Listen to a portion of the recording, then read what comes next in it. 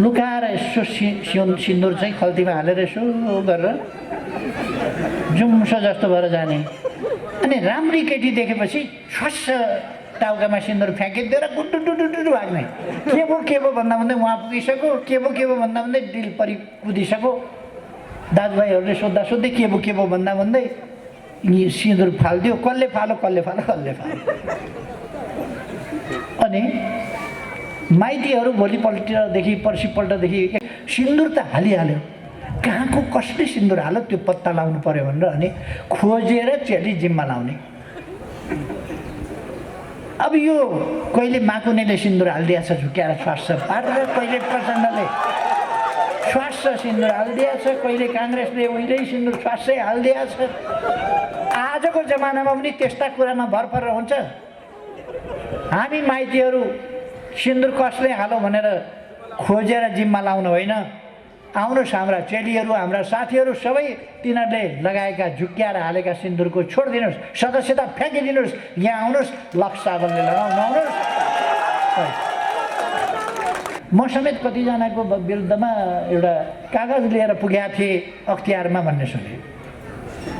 कुख्यात भ्रष्टाचारीहरूको सरकार छ, दुनियाँलाई थाहा छ।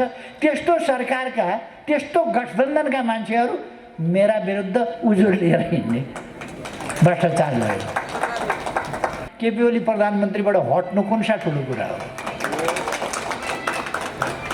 तर फेरि चुनाव आउँछ। यहाँ 14 वर्ष पर्खिनु पर्दैन, बढीमा 5 वर्षको कुरा हो। 3.5 वर्ष चलाइसकेर 3.5 वर्ष यिनीहरूले हल्लाउँदै ठिक भयो, जरा हल्लाउँदै ठिक भयो, हाँगा हल्लाउँदै ठिक भयो। 3.5 वर्ष बल्ल 3.5 वर्षमा ढाल्न सके। 1.5 वर्ष बाँकी रह्यो। 1.5 वर्षभित्र चुनाव आउनु पर्थ्यो। 6 महिना गइसक्यो। अब 1 वर्षभित्र चुनाव आउनै पर्छ। बसवा पानी मुनि गए पनि कहाँ, यो स्वार्थी गठबन्धन यो कहाँ बच्छ, बच्नु सक्दैन। त्यसैले अब त बढीमा 1 वर्ष हो यिनको आयु। संसारभरिका ज्योतिषीलाई एकै ठाउँ राखेर सोध्यो भने पनि त्यही भन्छन्, बढीमा 1 वर्ष हो यिनको आयु। एउटा ग्यालेक्सी भन्ने टेलिभिजन रहेछ, त्यसले भन्दै थियो सडकमा ढुङ्गा किन हान्नु पर्यो, केपी ओली बालकोटमा छ त्यहाँ गएर हान न, टाउको फुटाउनु त्यसको भनेर ग्यालेक्सीमा एउटा केटो कराउँदै थियो। अचम्म लाग्यो। 25 जना मान्छेले ढुङ्गा हानेको छ, 150 पुलिस हाले यसो गरेर पछाडि सर्दै भाग्यो। अब लाठी चार्ज गर्ने पनि अधिकार छैन, केही गर्ने। यता खुट्टा भाँचिसक्यो, उता हात भाँचिसक्यो, उता टाउका फुटाइसक्यो, के गर्ने। अनि भाग्नु पर्यो नि। अनि एक थरीले प्रहरी पठाउँछ सडकमा, केही पनि नगर्नु भनेर भत्काइरहन्। यहाँ भत्काइराखेको छ हजुर, भत्काउनु देऊ। ढुङ्गा हानिराखेको छ हजुर, हान्न देऊ। मैले गृहमन्त्रीलाई सोधेँ के आदेश थियो? काँचो ढुङ्गा मात्रै हान्न पाउने आदेश थियो? पकाएको इँटा मात्रै हान्न पाउने आदेश थियो? के आदेश थियो? उहाँहरू देशप्रति जिम्मेवार भइराख्नु भएको छैन। सरकारमा बस्ने, तमासा गर्ने, एमसीसी पास गर्ने षड्यन्त्र गर्ने, टेबल गर्ने षड्यन्त्र गर्ने, आएर आफू चुप लागेर बस्ने मूर्ति चाहिँ अर्को पछाडिकोलाई नारा लगाऊ भन्ने, यताकोलाई उठ भन्ने, यताकोलाई बस भन्ने।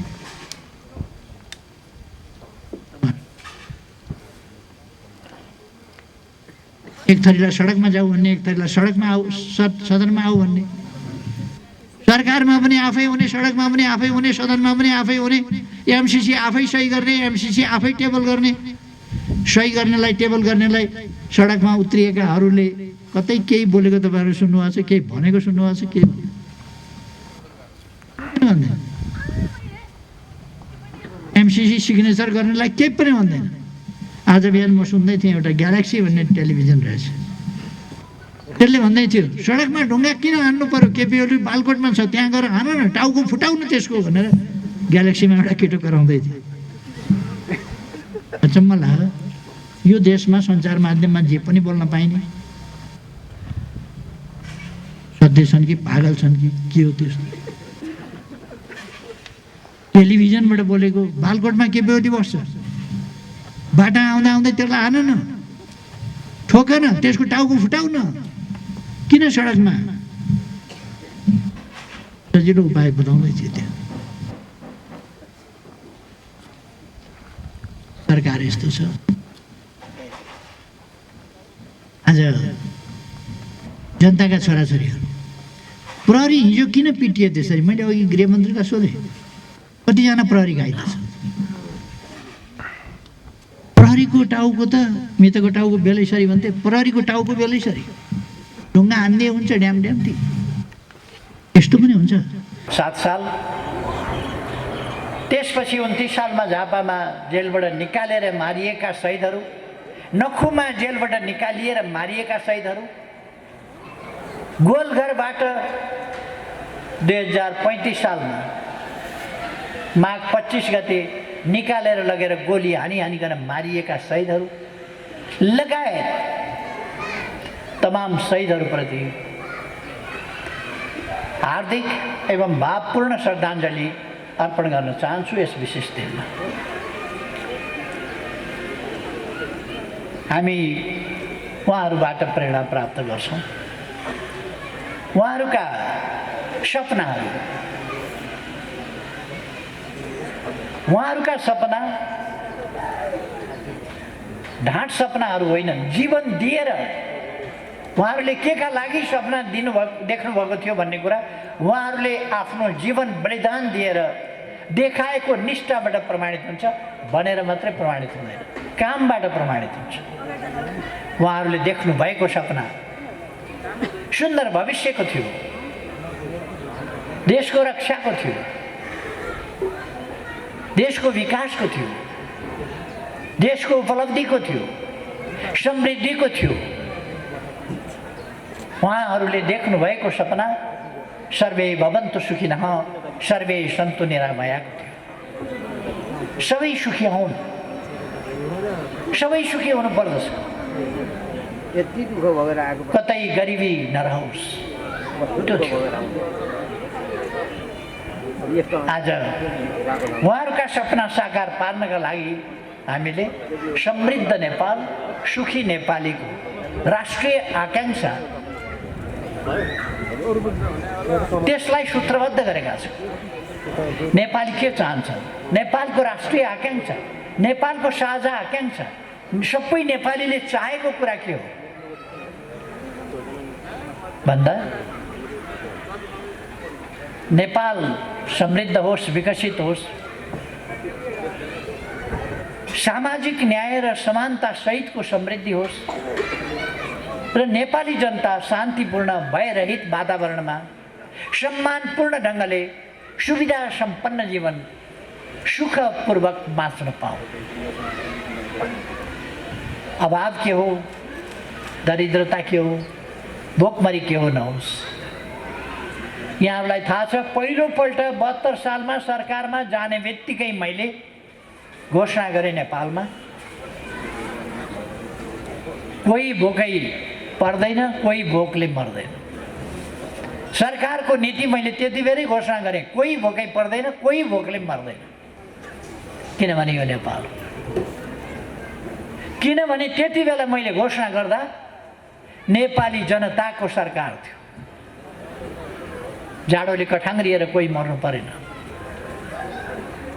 हामीले एउटा नियम नै चलायौँ, मङ्सिरमा तराईमा कम्बल बाँडिसक्ने, पहाडमा ज्याकेट बाँडिसक्ने गरिबहरूका लागि।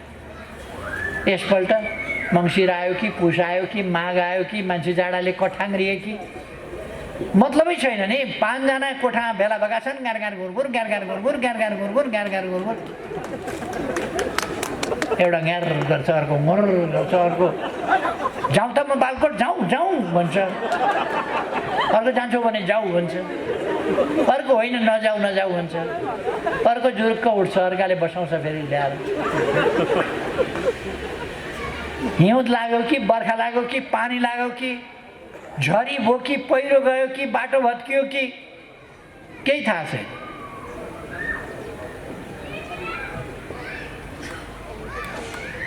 अहिले सरकारसँग पैसा छैन। एमालेको सरकार बन्यो भने बन्ने बित्तिकै पैसा हुन्छ। अचम्म छ क्या एमालेको सरकार बन्यो भने चौडा 6 लेनका बाटा बनाउँछ, दनादन बाटा बनाउँछ, हुलाकी सडक पनि बनाउँछ, फास्ट ट्र्याक पनि बनाउँछ, एयरपोर्ट पनि बनाउँछ, यहाँ पनि बनाउँछ, वहाँ पनि बनाउँछ, अस्पताल बनाउँछ। एकैचोटि 396 वटा अस्पताल शिलान्यास गर्छ, बजेट छुट्याउँछ, अगाडि बढाउँछ। एमाले आयो, हिम्मत आयो, आँट आयो, जागर आयो, उत्साह आयो, बजेट आयो, नीति आयो, कार्यक्रम आयो, विकास आयो। एमाले गयो, सबै कुरा गयो। त्यो हामीले देखेकै छौँ। अब हामीले 72औं प्रजातन्त्र दिवस आज मनाउँदैछौँ।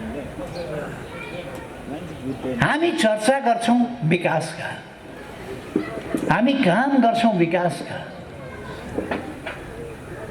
सरकार परिवर्तनको कसलाई ढाल्ने, कसलाई के गर्ने, मुद्दा हाल्न जाने, अदालत कुद्ने, अख्तियार कुद्ने, कुनै कता कुद्ने, यस्ता खालका काम हामी गरिरहेका छैनौँ। आज पनि हामी के को चर्चा गर्दैछौँ? हामीले अस्पताल उद्घाटन गर्यौँ, अस्पताल उद्घाटन गर्यौँ, आइसियु एससियु समेतका विभिन्न सुविधाहरू भएको अस्पताल, आधुनिक सुविधाहरू भएको अस्पताल, अनुभवी दक्ष योग्य चिकित्सा कर्मीहरू भएको, उत्कृष्ट ज्ञान क्षमता भएका प्राविधिकहरू भएको, प्राविधिकहरूलाई आवश्यक पर्ने उपकरणहरू भएको र सबभन्दा बढी मानिसलाई माया गर्ने अस्पतालको वातावरण, डाक्टर, नर्सेस, स्वास्थ्यकर्मी, अरू सबैको मान्छेलाई माया गर्ने, बिमारीलाई माया गर्ने र निको पार्नुपर्छ, उपचार दिनुपर्छ भन्ने भावनाले ओतप्रोत भएको, आफूबाट हुने तत्काल आफूले गर्ने, आफूबाट हुन सक्दैन भने हुन सक्ने ठाउँमा रेफर गर्ने, त्यस्तो अस्पताल, त्यसको यहाँ सुरु भएको छ। म भक्तपुरवासी सबै दाजुभाइ दिदीबहिनीहरूलाई बधाई भन्न चाहन्छु। तर यस अस्पतालले भक्तपुरको मात्रै सेवा गर्ने छैन। अस्पताल यस्तो चिज हो जहाँको अस्पतालले, जहाँको डाक्टरले जहाँ पनि सेवा गर्नुपर्ने हुनसक्छ। कमसेकम आसपासका ठाउँहरू त गर्छ नै। अर्को कुरा, जुन अस्पतालमा बिमारीले राम्रो व्यवहार पाउँछ, राम्रो उपचार पाउँछ, हो त्यही अस्पताल बिमारी जान चाहन्छ। जहाँ रफ व्यवहार छ त्यहाँ जान चाहँदैन। जहाँ सुमधुर व्यवहार छ, मानवीय व्यवहार छ, आत्मीय व्यवहार छ, त्यहाँ बिमारी जान चाहन्छ र त्यस्तो ठाउँमा उपचार गर्न चाहन्छ। त्यहाँको आत्मीय व्यवहारले, मानवीय व्यवहारले उसको आधा बिमारी निको भएको पुग्ने बित्तिकै महसुस हुन्छ। त्यो वातावरण यस हस्पिटलमा हुनेछ भन्ने मैले विश्वास गरेको छु। यस अस्पतालका समस्याहरू, यहाँ जमिनको कमी रहेको कुरा र जमिन प्राप्त गर्ने ठाउँ र सम्भावना रहेको, त्यस प्रक्रियालाई अगाडि बढाउनु पर्ने कुरा, यहाँको बजेट अझै 18 करोड बजेट, त्यसलाई हामीले कसरी प्रयोग गर्ने जमिन छैन। त्यो जमिन प्राप्त गरेर त्यसलाई सदुपयोग गर्ने कुरा, यतापट्टि मेरो ध्यान गएको छ। आगामी दिनमा के गर्न सकिन्छ त्यतापट्टि हामी ध्यान दिनेछौँ। अहिले हामी सबैलाई थाहा छ, वर्तमान सरकार चलिरहेको छैन। यो सरकारले काम गरिरहेको छैन। सरकार जिउँदैछ,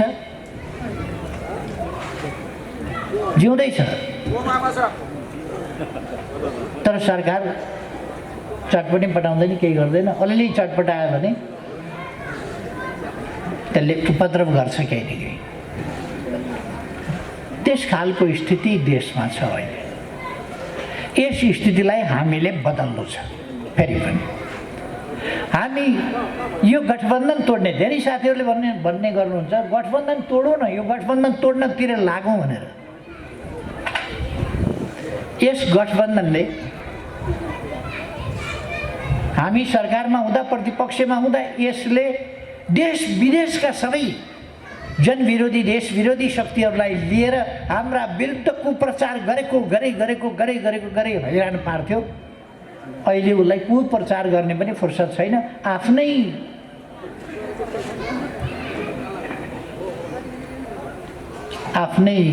आन्तरिक खिचलोमै चाहिँ रुमल्लिएको छ।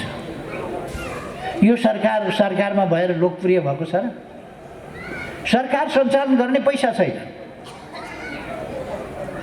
सबैतिर बजेट कटौती गर्नु परेको छ, आयोजनाहरू कटौती गर्नु परेको छ, विकासका काम रोक्नु परेको छ, पुँजीगत खर्च भएको छैन, काम गरेका ठेकदारहरूले भुक्तानी पाउन सक्दैन, तरलताको अभाव छ, कुनै ठाउँमा नयाँ लगानी गरौँ भन्यो भने उद्यमी व्यवसायीले ब्याङ्कबाट ऋण पाउन सक्दैन। धितो राख्ने नराख्ने कुराको केही पनि अर्थ छैन, किन ब्याङ्कसँग पैसा छैन। अर्थात् देश चरम आर्थिक सङ्कटतर्फ जाँदैछ। यो डरलाग्दो स्थिति हो। अन्तर्राष्ट्रिय सम्बन्धको सन्दर्भमा हामीले हेऱ्यौँ भने 6 वर्ष अगाडि यिनीहरूले एमसिसीमा सम्झौता गरे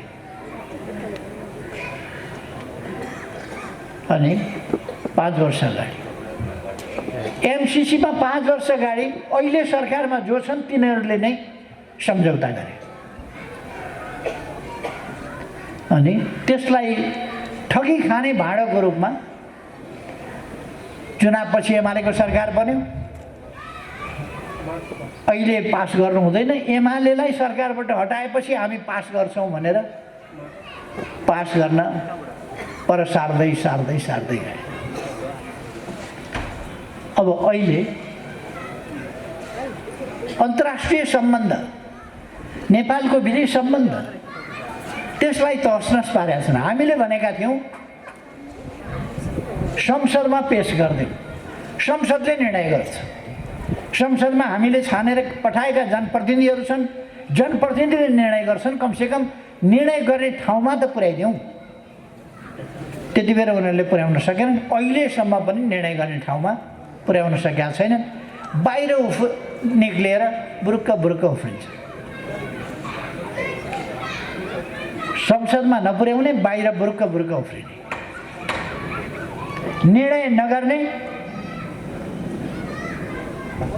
अनि अरूलाई अल्झस लाउने। अन्तर्राष्ट्रिय सम्बन्धको स्थिति के छ?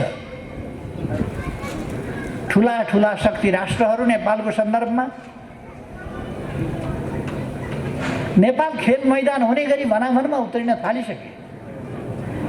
यहाँ ठुला राष्ट्रहरूको मसल लडाउने ठाउँ हुन थाल्यो। यो कुराबाट अहिलेको सरकार सजग देखिँदैन। अन्तर्राष्ट्रिय सम्बन्ध, अन्तर्राष्ट्रिय सहयोगको स्थिति, अन्तर्राष्ट्रिय साझेदारी, यी सबै कुरा खतरामा पर्दै गएका छन् र एउटा अप्ठ्यारो र असहज स्थितिमा हामी पुगेका छौँ।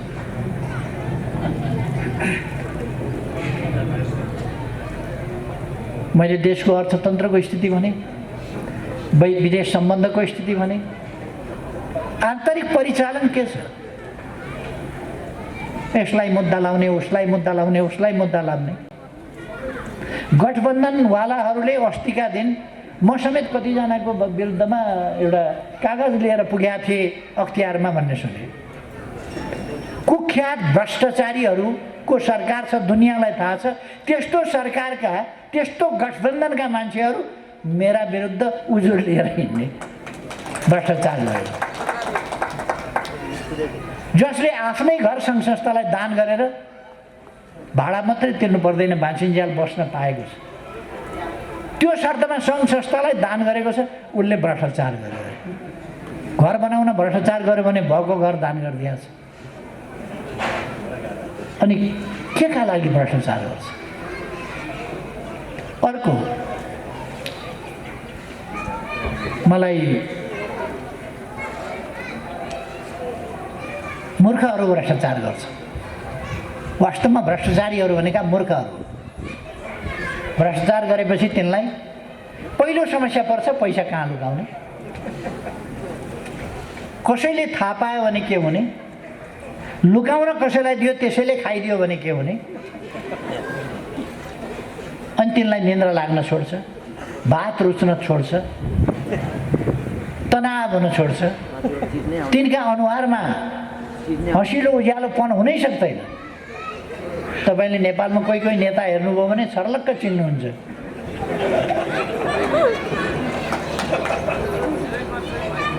तिनको अनुहारमा प्रसन्नता हुँदैन।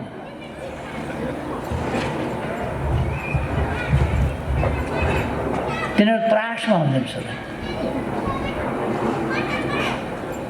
अब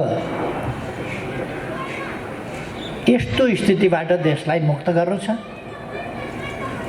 लोकतन्त्रमा कमसेकम 5 वर्षमा चुनाव आउँछ। चुनाव टाल्न खोजेका छन्, कति टार्ने कति धकेल्ने, कहाँ पुगेर। महाभारतमा एउटा श्लोक छ, जस्तै पानी मुनि गए पनि कहाँ बस्ला र दुर्योधन। भीमले दुर्योधनको सम्बन्धमा भन्छन् कि पानी मुनि गए पनि कहाँ बस्ला र त्यो। म यिनीहरूलाई भन्न चाहन्छु, जस्तै पानी मुनि गए पनि कहाँ बस्ला यो गठबन्धन हो। यो गठबन्धन कहाँ बस्न पाउँछ? पानी मुनिबाट निकाल्न भए पनि यसलाई ठेगान लगाइन्छ।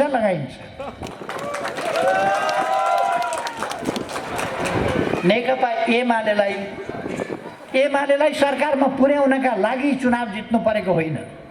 एमालेलाई जित्नका लागि होइन, देशलाई जिताउनका लागि, जनतालाई जिताउनका लागि, विकासलाई अगाडि बढाउनका लागि, शान्ति सुव्यवस्था कायम गर्नका लागि, समृद्ध नेपाल बनाउनका लागि, जनतालाई सुखी बनाउनका लागि नेपालमा नेकपा एमालेको सरकार चाहिन्छ। र चुनाव आउँदैछ। अब चुनाव आउँदैछ। लोकतन्त्रको राम्रो पक्ष के छ भने चुनाव समयमा आउँछ। जाल जेल षड्यन्त्र टिक्रण बेग्लै कुरा हो। मैले हिजो एउटा प्रशिक्षण कार्यक्रममा बोल्दाखेरि भनेको थिएँ, उहिले अटल बिहारी वाजपेयीलाई महाभियोगको प्रस्ताव लगाएर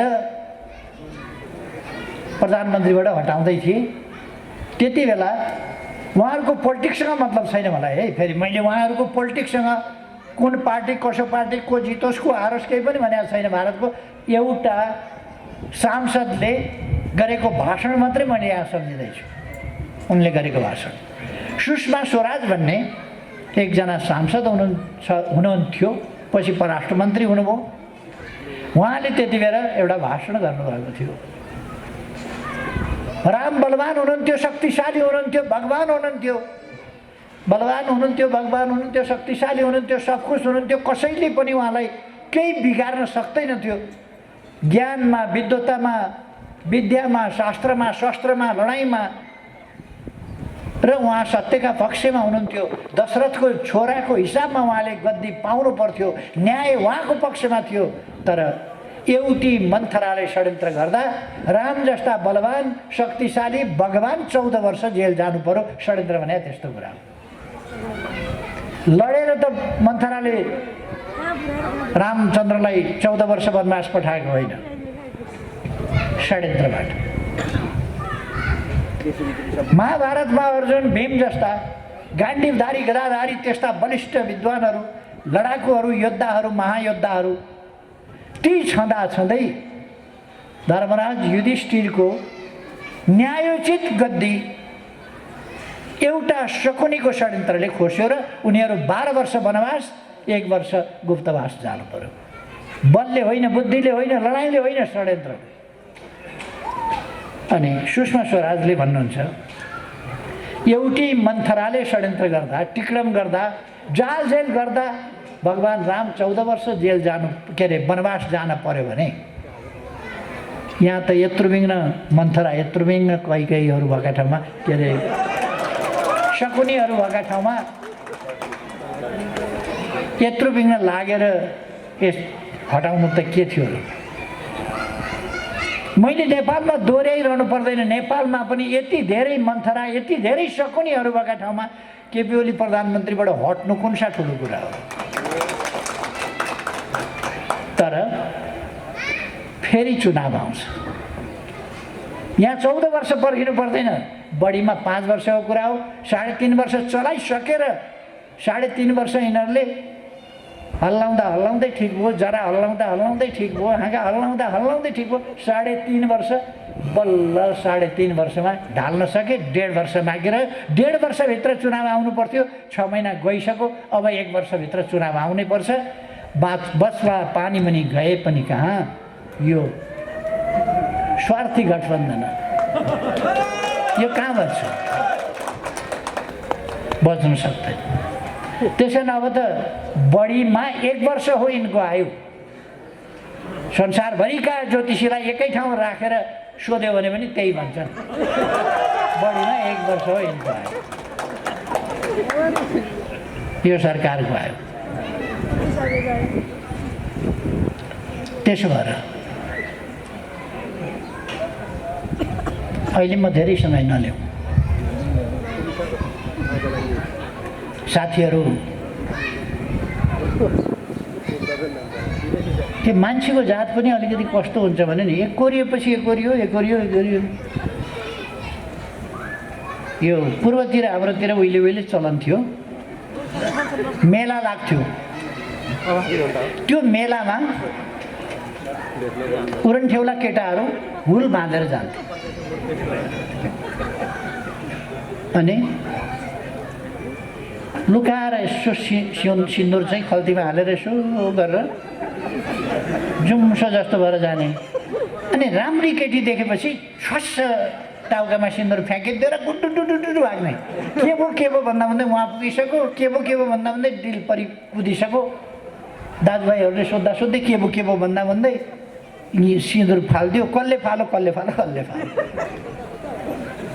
अनि माइतीहरू भोलिपल्टदेखि पर्सिपल्टदेखि सिन्दुर त हालिहाल्यो, कहाँको कसले सिन्दुर हाल्यो त्यो पत्ता लाउनु पर्यो भनेर अनि खोजेर चेली जिम्मा लाउने। अब यो कहिले माकुनेले सिन्दुर हालिदिएछ झुक्याएर स्वास्थ्य पारेर, कहिले प्रचण्डले स्वास्थ्य सिन्दुर हालिदिएछ, कहिले काङ्ग्रेसले उहिल्यै सिन्दुर स्वास्थ्य हालिदिएछ। आजको जमानामा पनि त्यस्ता कुरामा भरपर हुन्छ। हामी माइतीहरू सिन्दुर कसले हालो भनेर खोजेर जिम्मा लाउनु होइन। आउनुहोस् हाम्रा चेलीहरू, हाम्रा साथीहरू सबै तिनीहरूले लगाएका झुक्क्याएर हालेका सिन्दुरको छोडिदिनुहोस्, सदस्यता फ्याँकिदिनुहोस्। यहाँ आउनुहोस्, लक्स साबलले लगाउनु आउनुहोस्। यो झुक्क्याएर हालेका सिन्दुरका पछाडि लाग्न काम छैन। सदस्यता फ्याँकिदिनुहोस्, नेकपा एमालेमा आउनुहोस्, देश बनाउने अभियानमा लाग्नु, झुक्क्याएर होइन। जे पनि झुक्क्याएर गर्ने। संसदबाट नसकेपछि विश्वमा कहीँ नभएको अदालतमा गएर मुद्दा जितेर सरकार बनाएको कहीँ सुनेको छ? चुनाव किन गर्नु पर्यो? जनतामा किन जानु पर्यो? संसद किन चाहियो? फलानाले मुद्दा जितेर ल्यायो अरे। सर्वोच्च अदालतबाट बाजा गाजा बज्दै एउटा जन्ती निस्कियो। के को जन्ती आयो? यो सर्वोच्च अदालतबाट बाजा बजाउँदै, यो त ठाउँ त त्यस्तो होइन भने अब सरकार लिएर आएछ, मुद्दा जितेर सरकार लिएर आयो सर्वोच्च अदालतमा। यस्तो गजब नेपालमा हुन्छ। तर म साथीहरूलाई फेरि भन्न चाहन्छु, यहाँ लोकतन्त्र छ। 5 वर्षभित्र चुनाव हुन्छ। अब बाँकी 1 वर्ष छ। अदालत कसैको केही लाग्दैन। अब फैसला जनअदालत हो। अब जनअदालतले फैसला। माओवादीले 4 जना राखेर जनअदालत भन्थ्यो। हामी 4 जना होइन, 3 करोड नेपालीका सामनेमा जनअदालतको कुरा। त्यसको तयारी गरौँ साथीहरू। यस्तो हस्पिटलहरू, एमाले आयो, हस्पिटल आयो, एमाले आयो, विद्यालय आयो, कलेज आयो, युनिभर्सिटी आयो। विकास निर्माण आयो, सुरुङ बाटाहरू कल्पना गरेका थिएन होला कसैले। हामीले सुरुङका बाटाहरू अब सुरु गरेका छौँ। यतै सुरुङ उतै सुरुङ उतै सुरुङ योजना छन्। अब यो सरकार बिचरा अस्ति 6 महिनाको रिपोर्ट हेरेको, एमाले सुरु गरेको थानकोट नौबिसे सडक 275 मिटर एमाले हुँदा खनिसकेका थियो। 5 मिटर थपेर ठेकदारले 280 पुर्याएछ। ठेकदारले 5 मिटर थप्यो।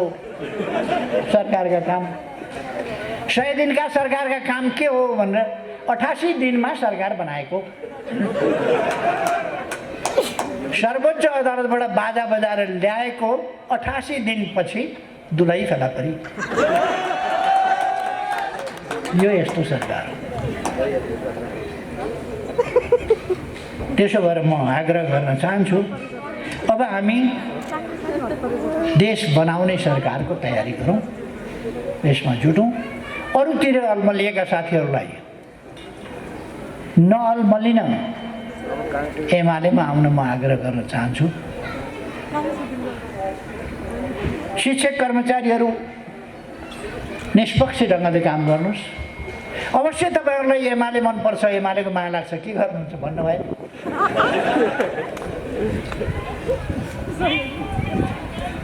सिडिओ साहब मात्रै यसो हेरेको मात्रै देख्यो भने 2-4 दिनमा सर्भाइभ गरिदिन सक्छ। एसपी साहबले हेरेर थाहा पायो भने साथ दिन सक्छ। फलानु डिएसपीले त सलाम गर्दा मिसिक्क हाँसेर सलाम गरेको थियो। हाँस्यो किन मिसिक्क भन्नु? रुँदै सलाम गर्न मिल्छ? रुँदै त सलाम गर्न भएन, हाँसेरै गऱ्यो होला। मिसिक्क हाँसेर सलाम गरेको थियो। त्यसकारण यस्ता कुराको परवाह नगर्नुहोस्, निष्पक्ष रहेर आफ्नो कर्तव्य पालना गर्नुहोस्, शान्ति सुरक्षा कायम गर्नुहोस्। एमाले पार्टी, एमाले पङ्क्ति, एमालेका स्वयंसेवक, एमालेका युवा, एमालेका भोलिन्टियर युवा पङ्क्ति, आवश्यक पर्यो भने युथ फोर्स, सबै कुरा एमालेसँग छ। प्रशासनको मद्दत लिएर एमाले जित्ने होइन, एमाले आफै जित्छ जनताको मत लिएर। तर प्रशासनसँग के आग्रह गर्छ, के अपेक्षा गर्छ भने तपाईँहरू निष्पक्ष रहनुहोस्।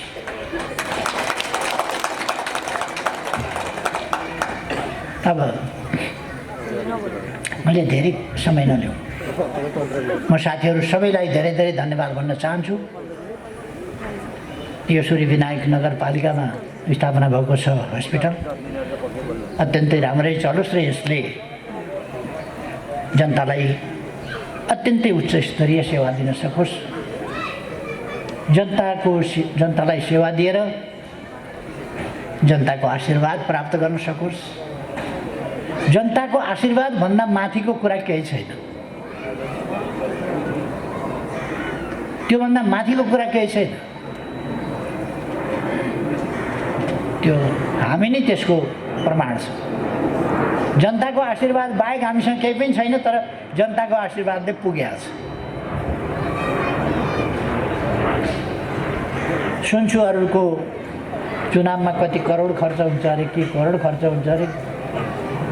म बिहान घरबाट खाना खाएर निस्किन्छु, अथवा खाना नखाइकन निस्कियो भने गाउँमा भोज भतेर जस्तो गरेर दिदीबहिनीहरूले दाजुभाइहरूले खाना बनाएको हुन्छ, त्यहाँ नाचगान चढाएको हुन्छ, खाना खाएको हुन्छ।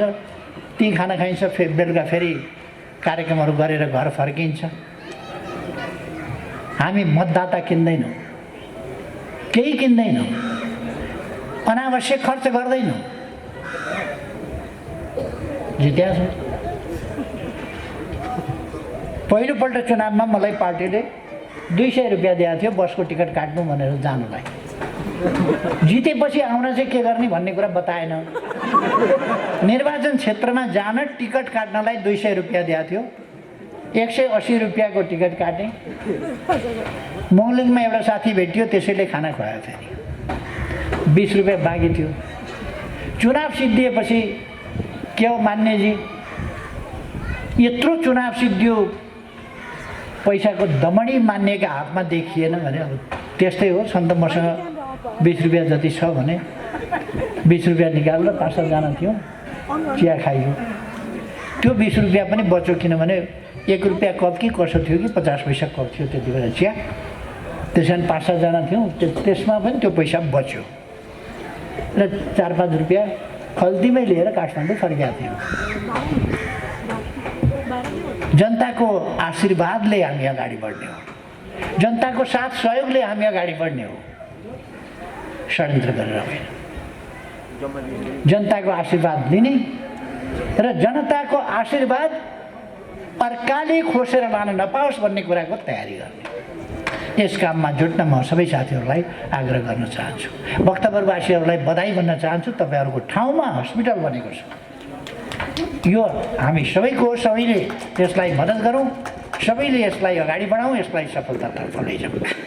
मलाई आज यस कार्यक्रममा बोलाउनु भयो, धेरै धेरै धन्यवाद छ साथीहरूलाई, धन्यवाद।